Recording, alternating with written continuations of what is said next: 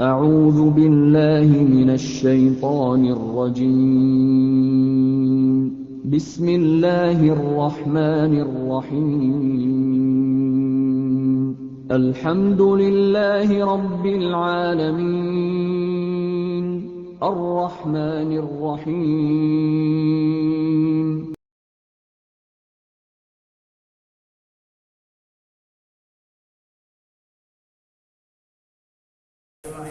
من بركاتهم وأنوارهم وأسرارهم وعلومهم ونفحاتهم وخصوصياتهم وأن الله الكريم يرزقنا فهم النبيين وحفظ المرسلين وحسن الخاتمة في أمين وعافية وسلامة بسر النبي وآل النبي وبسر الفاتحة.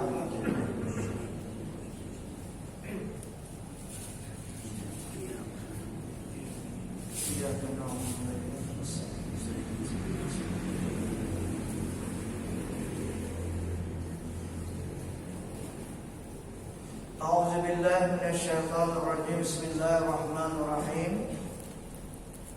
Rukhsah yang kedua di dalam musafir. Dimudahkan di dalam musafir itu yaitu tayamum. Dan tayamum itu mempunyai 3 sebab. Sebab yang pertama, ketiadaan air pada tempatnya itu, atau ada air tetapi jauh daripada tempat berhenti itu. Sekira-kira jika ia pergi kepada tempat air itu, maka jika ditakdirkan dapat sesuatu berbahaya, maka berteriak atau meminta tolong daripada orang yang di dalam tempat berhenti itu, niscaya tiada dapat ditolong akan dia oleh orang yang di dalam tempat perhentian itu, yaitu tempat yang tiada berada orang yang di dalam tempat perhentian pergi berulang-ulang kepadanya karena hajat mereka itu. Jauh inilah kita musafir bermendak, waktu sampai, tapi tempat banyu ini jauh. Seandainya tulak mencari banyu, tempat tadi baku ciak, minta tolong, barangkali ada binatang buas dan sebagainya, maka pada saat itu orang itu boleh bertanya.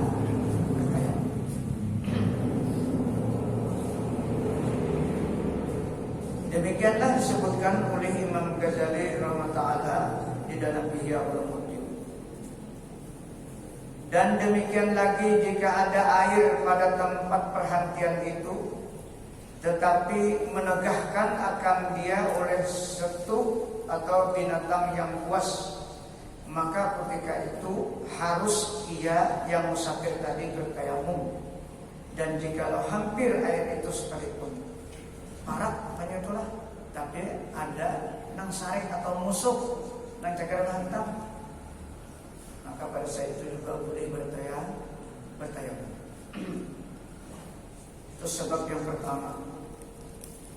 Sebab yang kedua, ada air tetapi sangat hajat ia kepadanya karena dahaga, haus pada hari itu, atau kemudian daripada hari itu karena ketiadaan air pada hari yang kemudian itu, maka harus ia bertayamum pada ketika itu. Ada banyu tapi mau dipakai hari esok ada. Banyu itu hari cukup, pakai masak hari cukup, pakai minum hari cukup. Maka pada kondisi semacam itu juga dibolehkan bertayamum.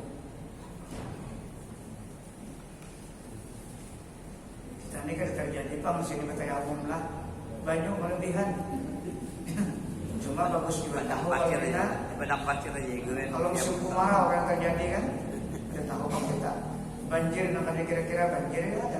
Jadi 42 tahun tata cara bertayamum. Dan demikian lagi jika ada air padanya tetapi sangat hajat kepadanya oleh taulannya, taulan bahasa Melayu itu atau kawannya.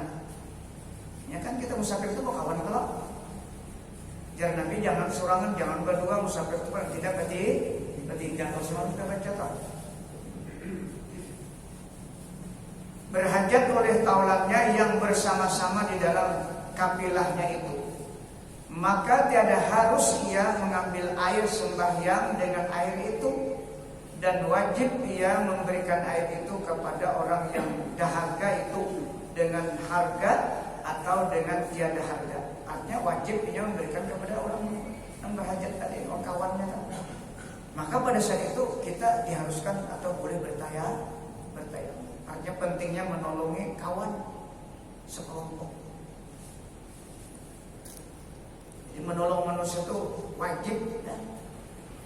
Pada saat kondisi musafir. Buktinya tadi kita diharuskan dia bertayamum asal membantu kawan sekelompok. Jadi hukumnya apa sih? Wajib ia yang kawan tadi memberikan air itu kepada orang yang dahaga itu dengan harga atau dihargai atau dengan tiada dihargai. Wajib hukumnya. Sama aja juga orang kiasnya itulah. Lemanda musafir kawan kadang sulitan. Anak kawarung pada kawan kita kawarung misalnya kira-kira sama nggak? Bawa ya kawan kawarung juga dibayar ya kan? Nah, jangan saurangan. Ngaran lagi itu kawan. Dan jika ada air padahal ia berkehendak memasakkan daging atau membasahkan roti yang kering, maka tiada harus ia bertayamum. Nah, kalau ini kan boleh bertayamum. Karena daging itu kalau pada dijarang, aja cara lain masak di bandang, masak helak. Nah, roti bakari, aja dimakan karena mati juga, asal jangan terlalu banyak. Nah, kondisi nak itu kan harus bertayamum. Atau membasahkan roti kering, maka tiada harus ia bertayamum karena daging itu dapat dimasak dengan dibakar atau dapat roti itu dimakan dengan keringnya itu. Ada bapak, itu kan boleh itu bertayamum kita. Kalau urusan makanan, nangkau aja dengan cara lain memasak. Dan barang siapa ketiadaan air maka diberi oleh orang akan dia, niscaya wajib ia menerima akan dia air tersebut.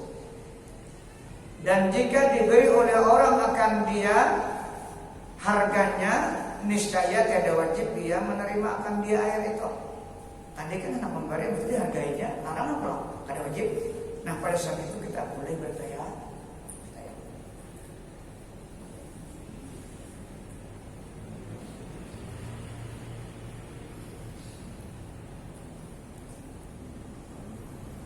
Dan jika ada air yang dijual oleh seseorang dengan harga misil, harga pasaran, harga misil itu maklum sudah kalau di kurau itu seteng itu 2.000 lah, ya di belum ada. Jadi lah orang jual banyak situ, apalagi musim datang luar biasa usaha orangnya, banyak masuk ke situ pick up jual baju seteng 2.000, pariannya menjualnya 10.000 seteng. Itu pada harga misil, pada harga pasar dan pasaran.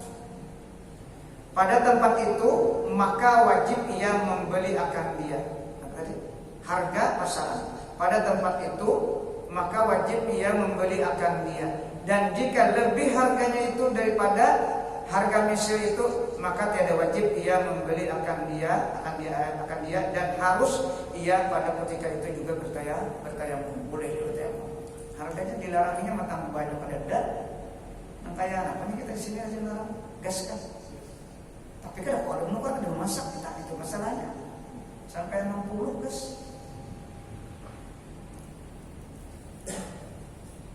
Syahdan. Apabila yakin seseorang akan ketiadaan air pada tempat berhentinya itu, berhenti tadi ini kisah musafir memandang karena waktu sampai. Maka harus ia bertayamum dengan tiada menuntut akan dia air. Boleh langsung. Dan jika tiada yakin ia akan ketiadaan air itu, padahal diharapkan wujud air itu, maka wajib mencari akan air itu pada ketika masuk waktu sembahyang fardu itu.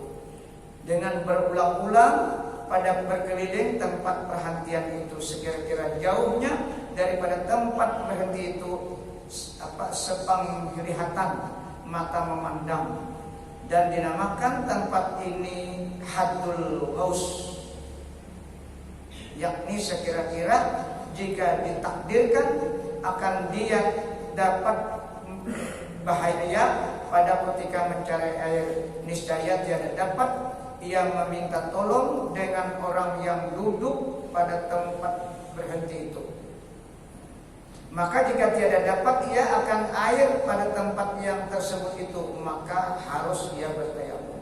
Jadi jaraknya tadi kalau hendak yakin ada air dulu lah, kemudian dicarinya jauhnya itu kira-kira kalau minta tolong kadang-kadang suara kita kan dapat jawabannya, pada saat itu kita boleh bertayamum.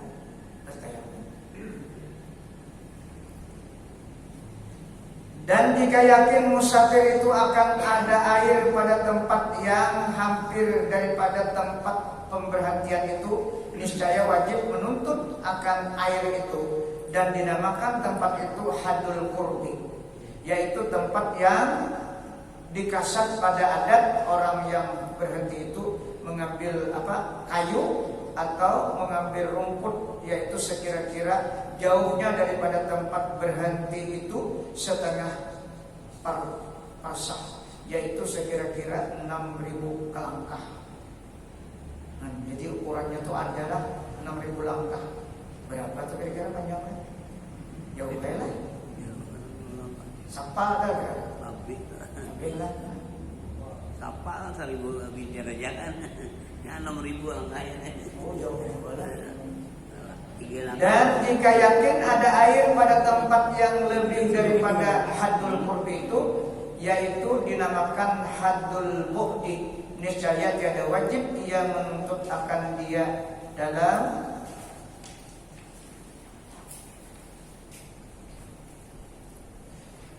dan harus ketika itu ya bertayamum. Artinya melewati tempat Qurbi tadi, Qurbi itu tempat dekat ada tapi jauh. Pada itu maka pada saat itu juga harus dia bertayamum. Dan demikian lagi jika diharap akan dapat air itu pada teman yang bersama-sama musafir itu, maka wajib ia mencari air itu di dalam waktu dengan ditanyakan kepada orang yang bersama-sama di dalam kafilah itu. Artinya wajib di dalam sudah waktu sembahyang.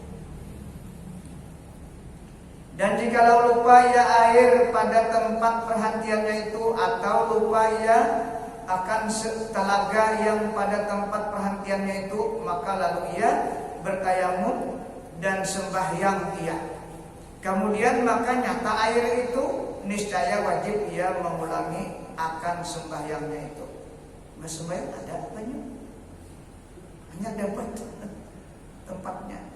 Dan jikalau diketahui bahwasanya lagi akan dapat air itu pada akhir waktu, maka yang afdal bahwa ia sembahyang dengan tayamum tapi pada awal waktu itu. Nah, kalau dapatnya tuh yakin akhir waktu, maka ia melaksanakan dengan tayamum di awal waktu lebih afdal. Ini pendapat adalah pendapat. Seperti kata Imam Al-Ghazali rahimahullah, tayammama Ibnu Umar radhiyallahu anhuma faqila lahu atayammamu wujda al-Madinah tanzuru ilaika faqala aw abaqa ila an adkhulaha. Pernah terjadi dengan Sayyidina Umar lah, Pak Ibnu Umar, anak Sayyidina Umar. Artinya bertayamum Sayyidina Abdullah bin Umar radhiyallahu anhu, maka dikata oleh orang baginya, adakah engkau bertayamum padahal segala timbuk atau dinding kota negeri Madinah itu melihat ia akan kamu? Katanya, adakah kekal aku hingga bahwa masuk akan dia negeri Madinah. Dan berkata Imam Nawawi rahimahullah taala di dalam Matan Minhaj, wa in tayaqqana wujudal ma akhiral waqti Fantizaru abdal. Nah ini khilafnya lah. Awal Imam Ghazali di atas tadi. Aw zanna wujudahu fata'jilut tayammum abdalu fil azhar. Artinya, dan jikalau yakin akan diperoleh air pada akhir waktu, maka menanti akan air karena sembahyang pada akhir waktu itu abdal. Ini ujar siapa tadi? Imam Nawawi. Artinya banyu itu lebih utama lah. Nah, tapi tadi kan yang di atas kan munnya dikira-kira dapatnya itu akhir waktu, maka juga abdal tayamum tapi di awal waktu. Apalagi membanyu ada jelas saja di awal waktu itu paling abdal. Nambah tayamum aja abdal.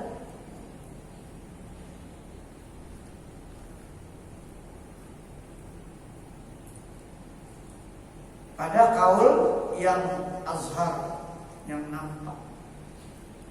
Dan manakala dapat air kemudian daripada ia masuk di dalam sembahyang, niscaya tiada batal sembahyangnya itu, dan tiada wajib ia mengambil air sembahyang dengan air itu. Dan jikalau dapat ia akan air dahulu daripada ia masuk di dalam masjid itu, niscaya batal tayamumnya itu, dan wajib mengambil air sembahyang dengan air itu. Jelas sudah banyak ada. Itu sebab yang pertama. Sebab yang kedua adalah sebab yang ketiga, sakit yang ditakuti daripada memakai air atas binasa manfaat anggota, atau ditakuti atas lambat sembuh penyakitnya itu. Kalau kena banyak lah anggota wudu nih, ada yang sakit, maka ketika itu harus ia bertayamum.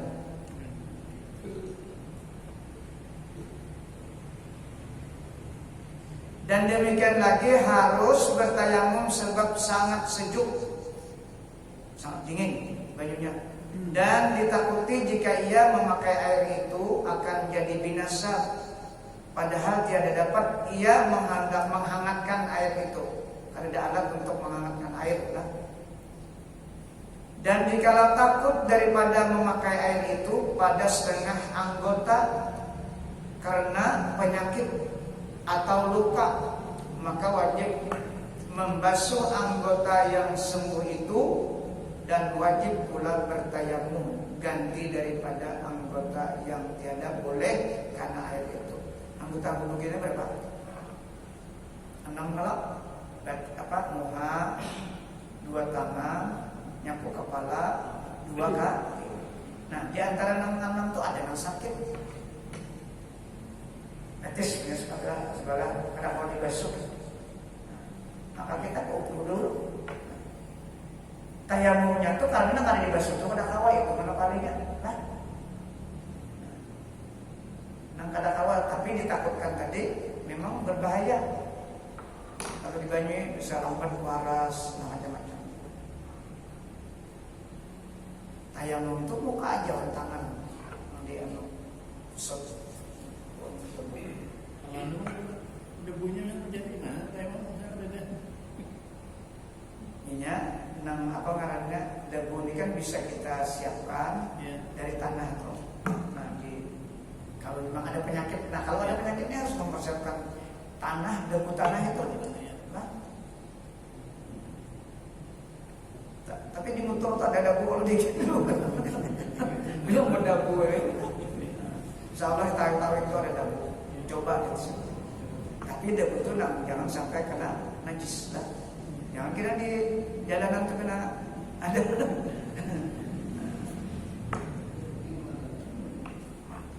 Insya Allah kita di sini, cuma tadi kalau kena sakit tuh ada anak anggota wudu kena sakit. Kalau banyu aja, jarangnya banget. Kalau kena anak-anak sakit tadi ini kan kita sakit. Kalau salah satu anggota wudu kita anak-anak kan.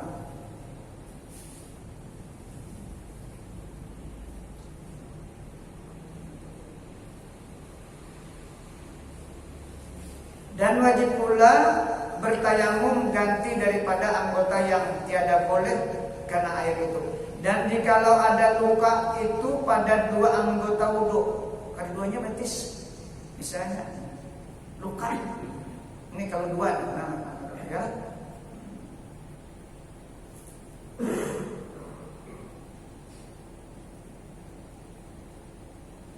Pada dua anggota wudu maka wajib dua tayamum, dua kali tayamum.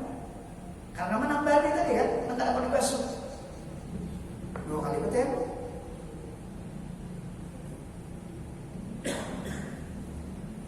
Dan jikalau tiga anggota maka wajib tiga tayamum. Ini kalau udah pernah luka lah, masa belajar benar tayamumnya.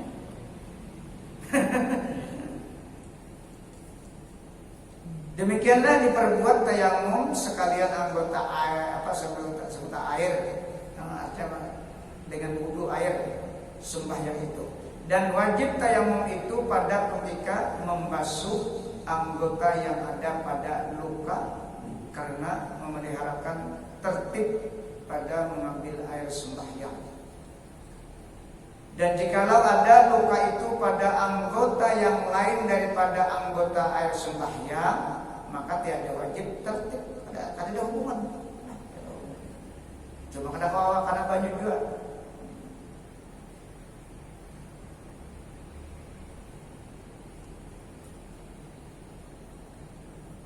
Maka tidak wajib tertib pada tayamum anggota junub yang tiada terkena air itu. Dan wajib mengqadha akan sembahyang jikalau ia bertayamum sebab sangat sejuk, atau ia bertayamum sebab ketiadaan air pada tempat yang kebanyakan diperoleh air pada tempat itu, sama ada di dalam mukim atau di dalam musafir. Nah ini dua ini wajib dan qadha. Artinya banyu itu pasti ada, tapi tayamumnya cuma pada saat itu kan ada, itu wajib diqadha. Nah dingin benar tadi wajib juga diqadha kalau ini.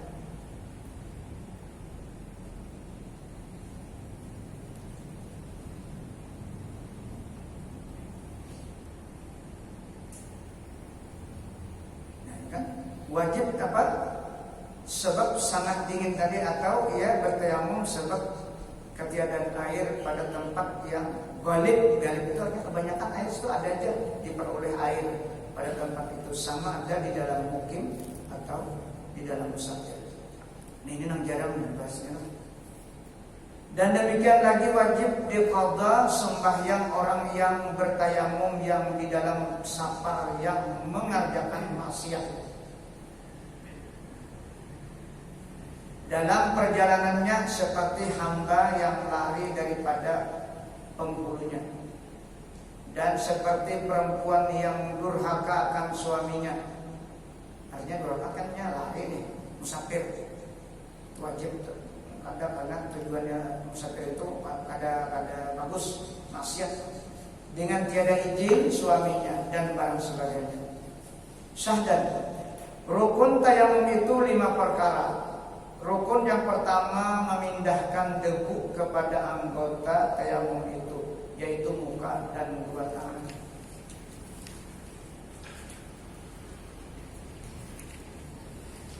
Rukun yang kedua berniat istihbahatus shalah, yakni berniat mengharuskan sembahyang fardu atau barang yang sebagainya, seperti diniatkan nawaitut tayammum istibahatis shalah al-makruhah.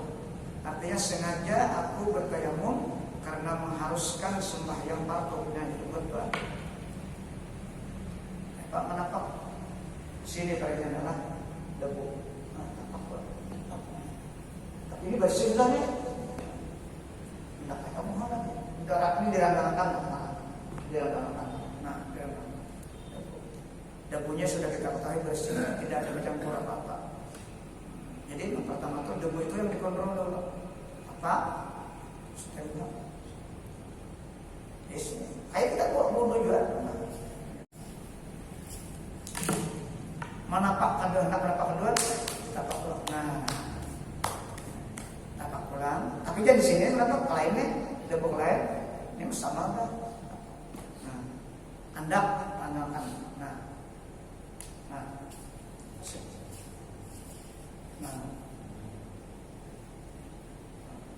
ini jangan tak datuk nih. Nah, andak tahan sini. Jangan ini perlu andak sini. Nah, kenakan hanya sampo pakar. Ya selesai itu ya. Dengan ini.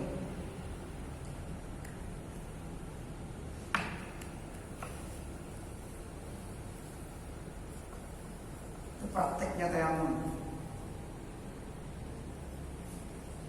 Niatnya tiga bodoh aja ketika mandak tuh pasangnya sudah nama itu sampai mutasil bersambung sampai kamu kayak kita bodoh aja. Nama itu maka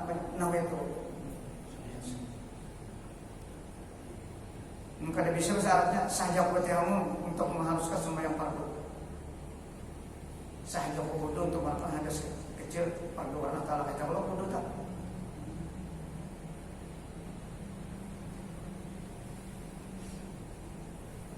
Dan wajib dipesertakan niat itu daripada permulaan memindahkan debu itu hingga kekal. Arti kekalnya bersambung sampai kamu kekal itu mutasil, kita kan? Mutasil itu bersambung, jangan putus. Ini menurut Imam Syafi'i, Imam kita ikuti. Dan wajib sertakan niat itu daripada permulaan memindahkan debu itu hingga kekal kepada menyapu muka itu. Sama wudu kamu.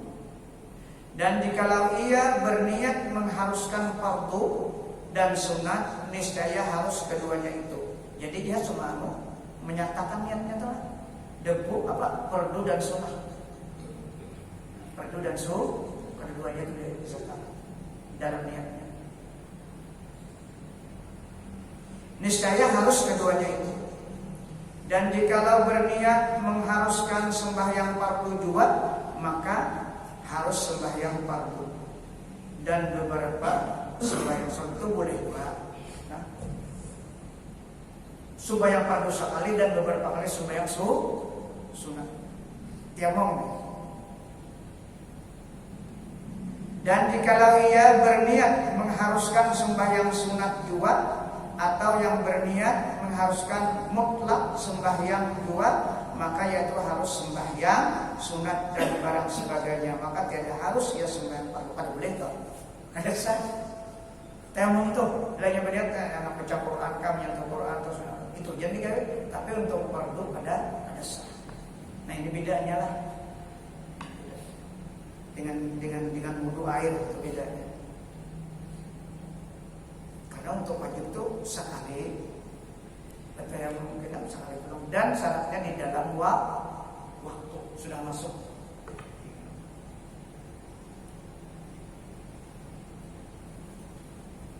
Dan berkata Syekh Ibnu Hajar rahimahullah radhiyallahu anhu, fal hasilu anna niyatal fardi tubihul jami' wa niyatun nafli aw salatil janazah aw khutbatil jum'ah tubihu ma'adal fardi al-aini wa niyatu syai'in mimma 'ada salati la tubihuha wa tubihu ma'adaha.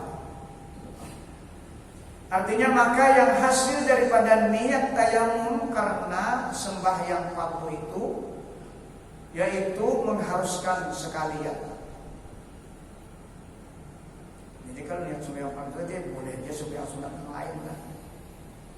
Dan bahwa berniat tayamum karena sembahyang sunat, atau berniat karena sembahyang jua, atau berniat karena sembahyang jenazah, atau berniat karena membaca khutbah Jumat, itu yaitu mengharuskan sekalian yang lain daripada fardu. Artinya surat apa aja boleh selain daripada sembahyang fardu negara awal. Kadang boleh pakai tayamumnya itu. Dan bahwa berniat mengharuskan sesuatu yang lain daripada sembahyang itu, seperti ia berniat mengharuskan sujud tilawah, atau berniat mengharuskan menyentuh al-mushaf Al-Quran, atau berniat mengharuskan membaca Al-Quran atau barang sebagainya, maka yaitu mengharuskan segala yang lain daripada sembahyang fardu.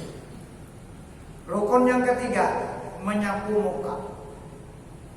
Dan wajib meratakan debu itu pada sekalian mukanya, dan sungguh-sungguh menyampaikan debu itu pada tempat yang dihadapan hidungnya itu, karena kebanyakan manusia lupa daripadanya tempat hidung itulah. Kayak bau baju itu kalau kita meratakan, munya kadarata sekali bilang kenapa?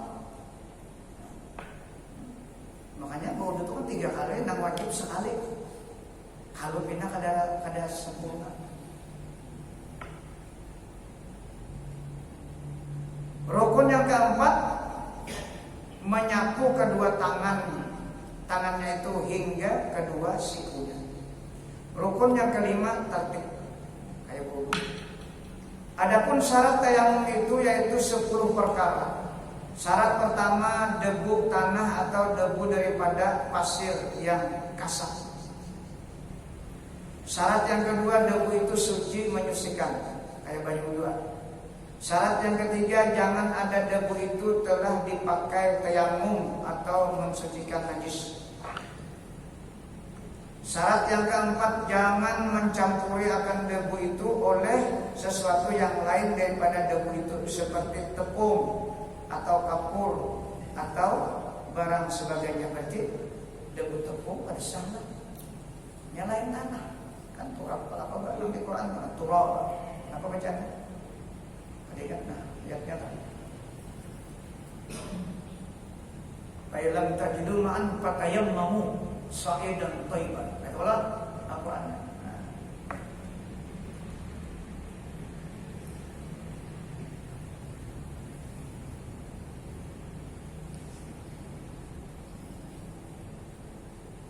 Syarat yang kelima, bahwa dikasat akan memindahkan debu itu kepada muka dan kepada kedua tangannya.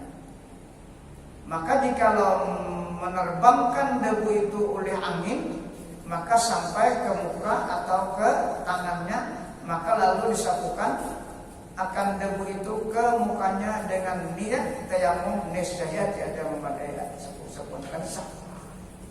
Debu banyak na pas debu kan angin itu pas na tayamum disambatan lalu dia kan pada sah. Itu kan yang haja namanya kebetulan debu menyambur.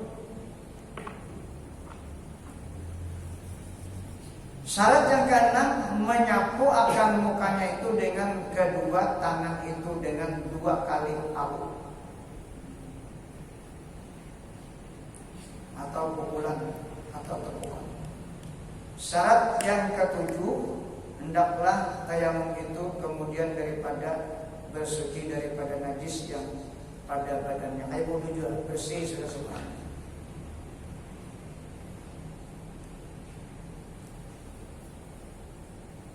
Syarat yang kedelapan, hendaklah tayamum itu kemudian daripada mengetahui kiblat jikalau dengan ijtihad sekalipun.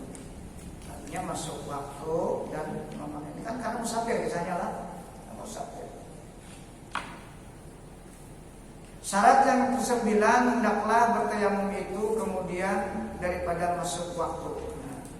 Syarat yang ke-10, hendaklah ia bertayamum bagi tiap-tiap fardu ain itu, yakni pada tiap-tiap sembahyang fardu itu, atau fardu yang lain daripada sembahyang seperti tawaf yang fardu dan khutbah Jumat. Adapun sunat tayamum itu, ini sunatnya, langsung ingatkan sunat wudu. Kalau sunat wudu jadi sebelum bertayamum itu ada sunatnya, disuruh menggawi minyak awal. Adapun sunat tayamum itu maka yaitu membaca bismillah. Bismillah juga. Bismillah dulu dan jangan langsung lafadznya. Jadi bismillah dulu sunatnya. Pada permulaan tayamum itu dengan mendahulukan tangan kanan daripada tangan kiri dan mendahulukan menyapu yang di atas muka daripada yang di bawahnya, dan mualat berturut-turut, dan menjarangkan segala jari tangannya pada ketika memalu atau memukul debu, dan menanggalkan cincinnya pada palu yang pertama itu, dan wajib menanggalkan cincinnya pada palu yang kedua. Jadi bau dukun juga mengkawal tas kacau dua lah. Kalau kan ingat memutar-mutar itu lah. Berarti dalam di tas ini kada kena air ini. Kalau kada kena debu tayamum. Dan setengah daripada sunat tayamum itu melakukan tangannya itu pada anggota tayamum itu, seperti menggosok anggota pada bicara, mengambil air sembahyang dahulu itu. Sampai kan? Ajan belajar. Ajan gamat. Sudah. Belum. Sudah. Nah, sampai sini dulu kita lah. Mudah-mudahan apa yang kita baca malam ini tentang tayamum, paling tidak kita memahami caranya bertayamum tadi. Kita terlalu susah. Yang penting mengetahui debunya, jangan sampai campur, dan cara menapaknya, basuh ke muka, habis tapai, kemudian tapak lagi tangan-tangan. Sudah praktik tadi lah. Mudah-mudahan apa yang kita baca pada hari ini menjadi ilmu pengetahuan kita. Kalau kita maka semua yang terjadilah, maka bisa kita melakukan tayamum. Mudah-mudahan memberikan taufik dan hidayah kepada kita barakaan, dan mengampuni segala kekurangan kita dan dosa kita dan dosa anak kita dan dosa guru kita dan dosa orang tua kita dan dosa kaum muslimin seluruhnya. Al-Fatihah. Ya Allah. Amin ya Allah. Bismillahirrahmanirrahim. Allahumma salli ala sayyidina Muhammad. Allahumma anfa'na bima 'allamtana wa 'allimna ma yanfa'una wa warzuqna ilma. Allahumma ij'alna ya Allah min ibadikal mukhlasin, min ibadikal syakirin, min ibadikal sabirin, min ibadikal dzakirin, min ibadikal muqarrabin, min ibadikal salihin, min ibadikal muttaqin bihaqqi hajal majlis bi rahmatika ya arhamar rahimin. Rabbana atina fid dunya hasanah wa fil akhirati hasanah wa qina adzabannar. Wa sallallahu ala sayyidina Muhammad wa ala alihi wa sahbihi wa sallam. Alhamdulillah.